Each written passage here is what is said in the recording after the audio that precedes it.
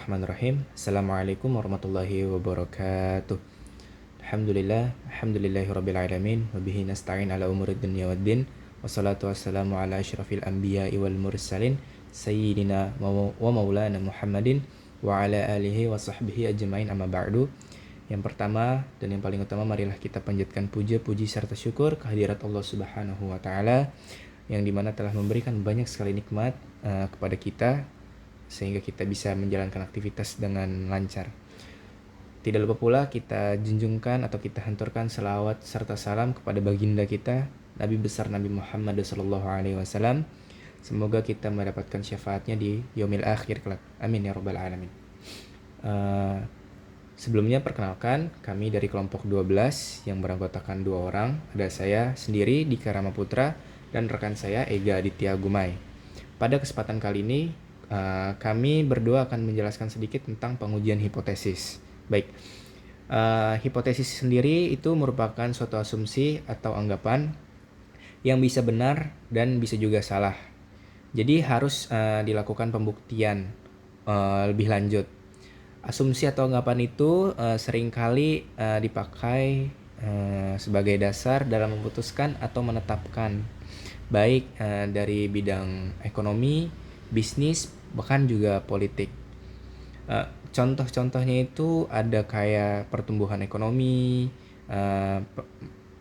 terus menghitung harga minyak, tingkat inflasi, nilai tukar rupiah, dan penerimaan negara dari sektor pajak.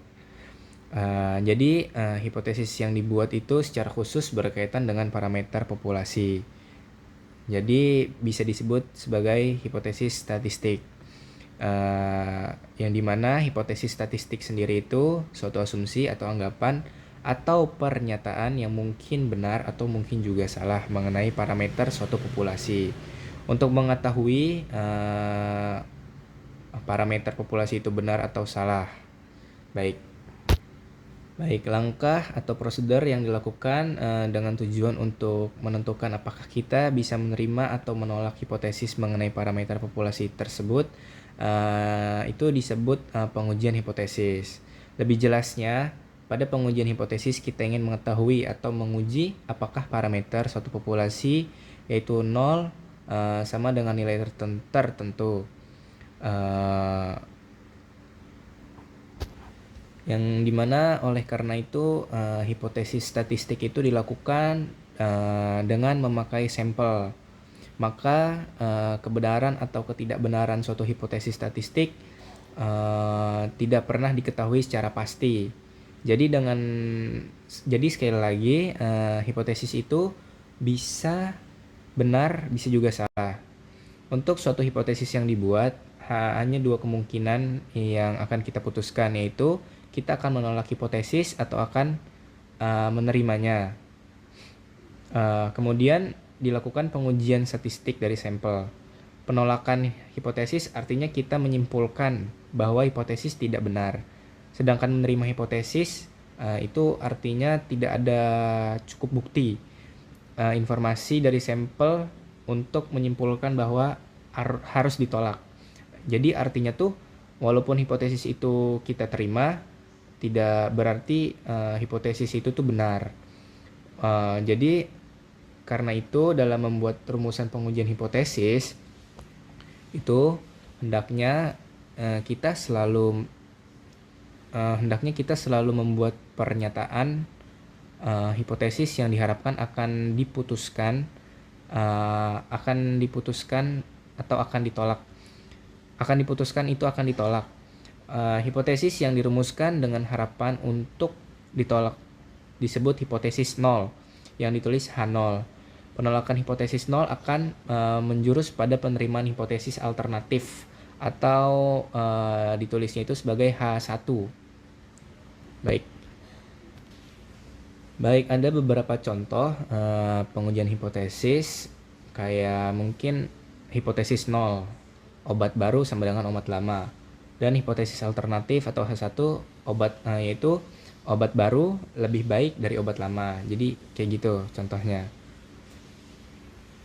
Perlu diketahui juga beberapa dasar yang dipakai untuk merumuskan hipotesis itu ada 4. Yang pertama itu berdasarkan pengetahuan yang diperoleh dari teori, yang kedua itu berdasarkan hasil penelitian, yang ketiga berdasarkan pengalaman, yang keempat berdasarkan ketajaman berpikir.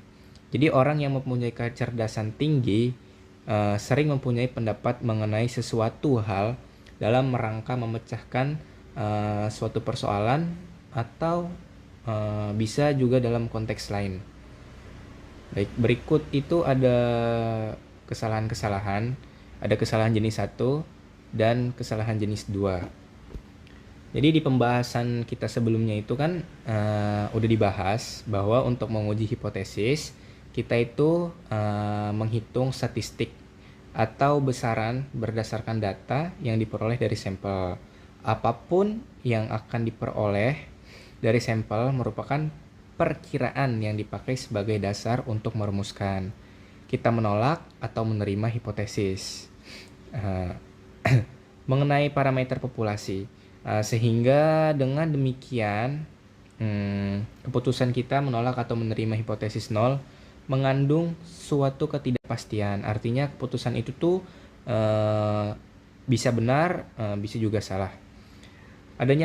Adanya faktor tersebut atau ketidakpastian ini tuh mengakibatkan timbulnya suatu resiko yang harus ditanggung oleh si pembuat keputusan itu sendiri. Yang dimana yang namanya itu ada kesalahan jenis 1 dan kesalahan jenis 2. Kesalahan jenis 1 itu akibat menolak hipotesis 0. Padahal hipotesis 0 adalah benar. Sehingga itu harus diterima. Kesalahan jenis 2 itu adalah kesalahan akibat menerima hipotesis 0.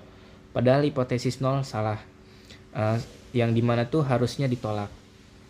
Profitabilitas melakukan kesalahan jenis 1 disebut taraf nyata atau taraf keberartian atau taraf signifikan yang ditulis dengan alfa. Jadi pengujian hipotesis itu punya sifat-sifatnya juga. Yang pertama itu ada hubungan antara kesalahan jenis tipe 1 dan kesalahan tipe 2. Itu memperkecil probabilitas melakukan kesalahan jenis 1 akan memperbesar probabilitas melakukan kesalahan jenis 2. Probabilitas melakukan kesalahan jenis 1 dapat memperkecil dengan penyesuaian nilai kritis. Yang kedua, semakin besar ukuran sampel, maka nilai A dan B akan semakin kecil. Bila hipotesis 0 salah, maka B dapat mencapai maksimum. Bila mana nilai parameter yang sesungguhnya dekat dengan nilai yang dihipotesiskan, makin besar jarak antara nilai sesungguhnya dengan nilai yang dihipotesiskan, maka semakin kecil. Mungkin selanjutnya akan dijelaskan oleh rekan saya, Ega Aditya Gumai. Dipersilahkan. Selanjutnya ada uji satu arah dan uji dua arah. Seperti pada pendugaan parameter 9 dari suatu populasi, bila nilai parameter 9 diasumsikan sama dengan suatu bilangan tertentu atau 0, sehingga 0 kurang 0 kuadrat 0, maka hipotesis 0 dari masalah ini ditulis dengan cara H0 sama dengan 0. Begitu ada dua cara untuk menguji hipotesis 0 tersebut yang tergantung dari hipotesis alternatifnya. Satu, yaitu hipotesis yang dipakai untuk melawan hipotesis 0. Berdasarkan hipotesis alternatif dikenal dua jenis pengujian, yaitu pengujian satu arah dan dua arah. Bila hipotesis 0 dilawan dengan hipotesis alternatif H atau H0, maka pengujian hipotesis ini disebut uji satu arah. Akan tetapi bila hipotesis 0 itu dilawan dengan hipotesis alternatif H1, maka pengujian hipotesis ini disebut uji dua arah. Berikut itu ada uji satu arah yang ditandai dengan suatu daerah penolakan hipotesis 0 yang bergantung pada nilai kritis tertentu, di mana nilai kritis ini diperoleh dari tabel untuk dinilai A yang telah dipilih sebelumnya berdasarkan nilai kritis tersebut daerah penolakan H0 dan daerah penerimaan H0 ditunjukkan pada gambar berikut ini.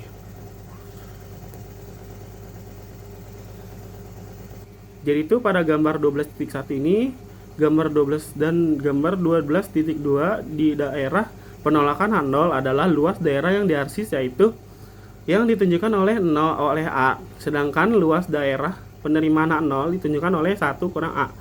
Nilai yang membatasi daerah penolakan dan daerah penerimaan H0 adalah Z0, yang disebut dengan daerah kritis, di mana nilai Z0 didapatkan dari tabel A yang telah ditentukan sebelumnya. Daerah penolakan H0 seringkali disebut juga daerah kritis.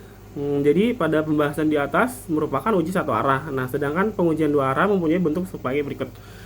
Gambar 12.2 uji dua arah untuk H1. Pada uji dua arah tersebut sebagaimana ditunjukkan oleh gambar 12.3. Daerah penolakan H0 ada dua, yaitu luas daerah di bagian paling kiri dari luas daerah bagian yang paling kanan. Masing-masing besarnya adalah N banding N per 2, di mana A telah ditentukan sebelumnya, sedangkan daerah penerimaan H0 ditunjukkan oleh luas daerah 1 kurang A. Nilai kritis ada dua, yaitu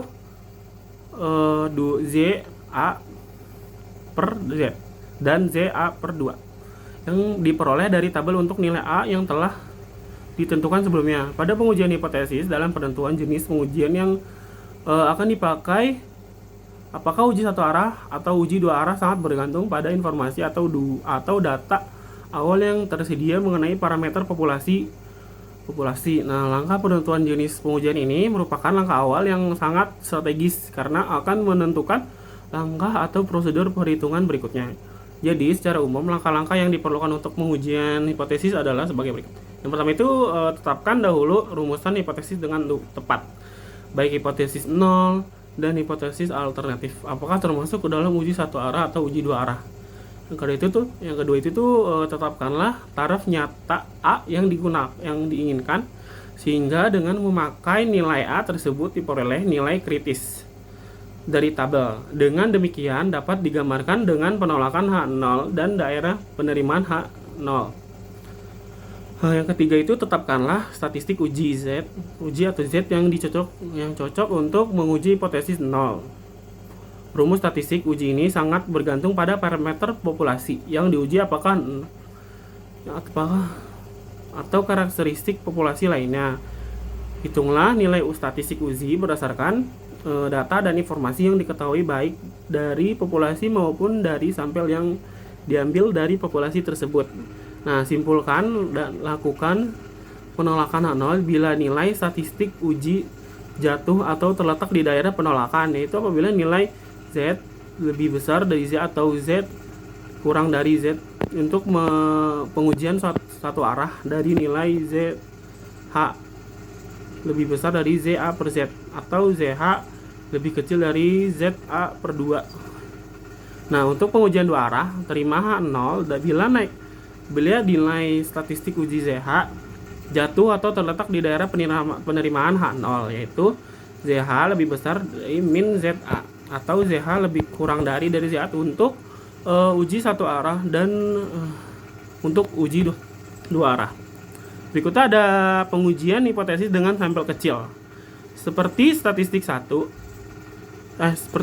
T yang dipakai dalam menduga parameter rata-rata dari suatu populasi maupun untuk menduga parameter beda dua rata-rata yang sudah dijelaskan sebelumnya pada sampel besar dan mengikuti prosedur tahapan pengujian hipotesis. Nah, pada pengujian hipotesis dengan sampel kecil juga tidak jauh berbeda, kecuali rumus statistik yang digunakan untuk pengujian dan penentuan nilai kritis. Tahapan kritis. Nah, berikut tahapan yang digunakan diantaranya itu perumusan hipotesis, penentuan taraf signifikasi, dan menentukan daerah penolakan dan penerimaan H0, kemudian menentukan kesimpulan dan pengujian.